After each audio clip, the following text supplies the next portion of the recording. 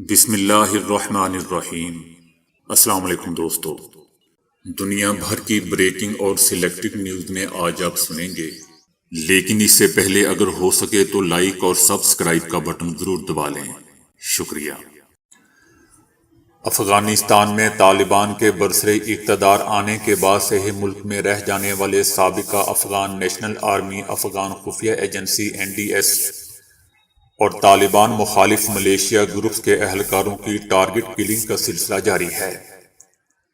تاہم اس ماہ ان واقعات میں شدت آ گئی ہے۔ اگرچہ افغان میڈیا میں اس وقت اس نوعیت کی خبروں کو کم ہی جگہ ملتی ہے، لیکن سوشل میڈیا پلیٹ فارم پر افغانستان کے صحافی وقتاً فوقتاً ایسے واقعات کی نشاندہی کر رہے ہیں۔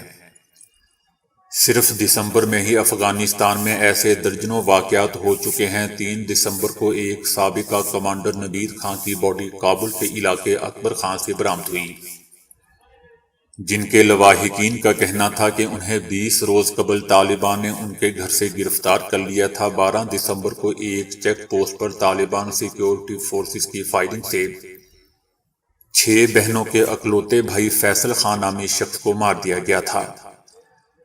تاہم اس واقعہ کو طالبان حکام نے غلطی تسلیم کرتے ہوئے ملوث اہلکاروں کو سزا دینے کا اعلان کیا تھا۔ صوبہ قندوز میں فوج کی بریگیڈ کے سابق مالیاتی آفیسر ہمایوں دلشاد کی باڈی ملی، جن کے رشتہ داروں کا کہنا تھا کہ 5 دن سے وہ لاپتہ تھے۔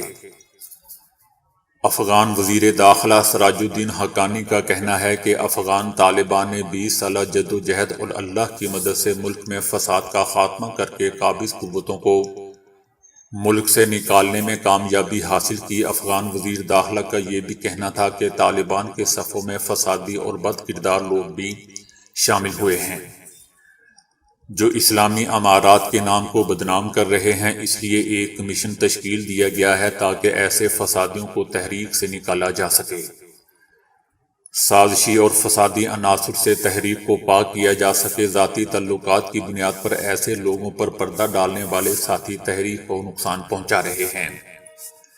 اس فعل سے نہ صرف عوام کا نقصان ہو رہا ہے بلکہ اللہ بھی ناراض ہو رہا ہے۔ دوستو، یاد رہے کہ طالبان کی عبوری حکومت نے طالبان میں شامل غیر متعلقہ افراد کو تحریک سے نکالنے کے لیے مفتی لطیف اللہ حکیمی کی سربراہی میں ایک کمیشن تشکیل دیا ہے، جس نے اس حوالے سے ملک بھر میں تفتیش کا آغاز کر دیا ہے۔ مفتی لطیف اللہ حکیمی نے مختلف صوبوں میں فوجی اور سیکیورٹی حکام کو بتایا کہ نظم و نسق برقرار رکھنے کا سب سے اہم اور پہلا قدم صفوں کو پاک کرنا ہے، اور امارات اسلامیہ افغانستان کسی بھی بدعنوان شخص کو نظام میں داخل ہونے نہیں دے گی۔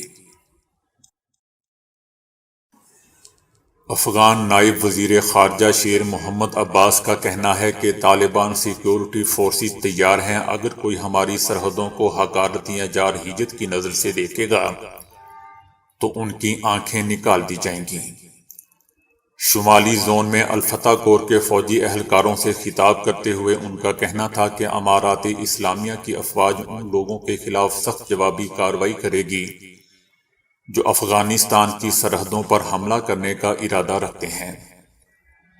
انہوں نے کہا کہ ہم نے 20 سال اس ملک کے لیے قربانی دی ہے اور ہم اسے بچانے کے لیے مزید 20 سال لڑنے کے لیے تیار ہیں۔ اس سے پہلے امارات اسلامیہ افغانستان کے چیف آف آرمی اسٹاف قاری فصیح الدین نے صوبہ ننگرہار کے دورے کے دوران کہا کہ وہ اچھی ہمسائیگی کے پابند ہیں، لیکن اگر کوئی ان کی سرزمین پر حملہ کرتا ہے تو خاموش نہیں رہیں گے۔ دوستو، یاد رہے کہ چند روز قبل ننگرہار کے انٹیلیجنس ڈپارٹمنٹ نے مبینہ طور پر پاکستانی فورسز کو ضلع لال پورہ کے علاقے پلوچی میں خاردار تاریں بچھانے سے روک دیا تھا۔ طالبان رہنماؤں کی جانب سے ایسے بیانات طالبان کی طرف سے پاکستانی حکام کو پاک افغان سرحد پر باڑ لگانے سے روکنے کے بعد دیکھنے میں آ رہے ہیں۔ طالبان فورسز نے 19 دسمبر کو پاکستانی آرمی کو مشرقی صوبے ننگرہار کے ساتھ ایک سرحدی باڑ لگانے سے روکا تھا۔ طالبان اہلکاروں کی جانب سے سرحد پر لگائی گئی باڑ ہٹانے کے واقعات کی ویڈیوز بھی سوشل میڈیا پر گردش کر رہی ہیں۔ ویڈیو میں پاکستانی آرمی کو باڑ لگانے سے روکنے والے طالبان کے قندھار انٹیلیجنس چیف ہیں۔ اس بارے میں پاکستان کا کہنا ہے کہ پاک افغان بارڈر پر باڑ لگانے کا کام مکمل ہو گیا ہے، لوگ غلط فہمیاں پیدا کرنے کی کوشش کر رہے ہیں، مگر طالبان حکومت پاکستان کی افغان عوام کے لیے کی جانے والی مخلصانہ کاوشوں سے آگاہ ہیں، ہمارے ان کے ساتھ مثالی تعلقات ہیں۔ باڑ ہم اپنی سرحد کے اندر لگا رہے ہیں، ہم نے دونوں ممالک کے درمیان غلط فہمیاں پیدا کرنے کا موقع نہ پہلے دیا ہے اور نہ ہی آئندہ دیں گے۔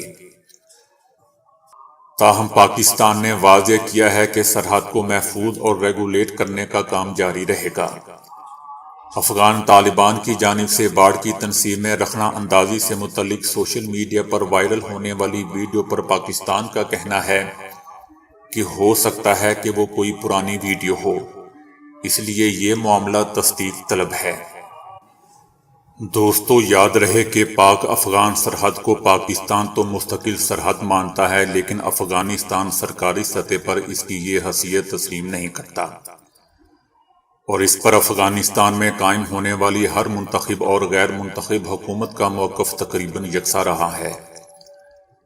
سن 2017 میں جب پاکستان نے تخریب کاری اور دیگر غیر قانونی سرگرمیوں کی روک تھام کے پیش نظر افغانستان کے ساتھ ملحقہ علاقوں میں سرحدی باڑ کی تنصیب شروع کی، تو سابقہ افغان حکومت کے نمائندوں نے اس وقت بھی مختلف اعتراضات کیے تھے، جبکہ طالبان نے بھی اسے ایک غیر ضروری منصوبہ قرار دیتے ہوئے کہا ہے کہ اس سے بارڈر کے دونوں طرف موجود لوگوں کو مشکلات پیش آئیں گی۔ دوسری جانب پاکستان کا موقف ہے کہ انٹرنیشنل بارڈر پر باڑ لگانا ہمارا حق ہے، اور اس معاملے پر افغانستان کی جانب سے اٹھائے گئے اعتراضات کو پاکستان نے ہمیشہ مسترد کیا ہے۔ کورونا ویکسین کی 2 خوراکیں لگوانے والے افراد کورونا کے پیدا کردہ نقصان دہ اثرات سے دوسروں کی نسبت 50% زیادہ محفوظ ہوتے ہیں۔ ویکسین کی 2 خوراکیں لگوانے والے افراد چکر، چھاتی کا درد اور توجہ مرکوز کرنے جیسے مسائل سے زیادہ محفوظ رہتے ہیں۔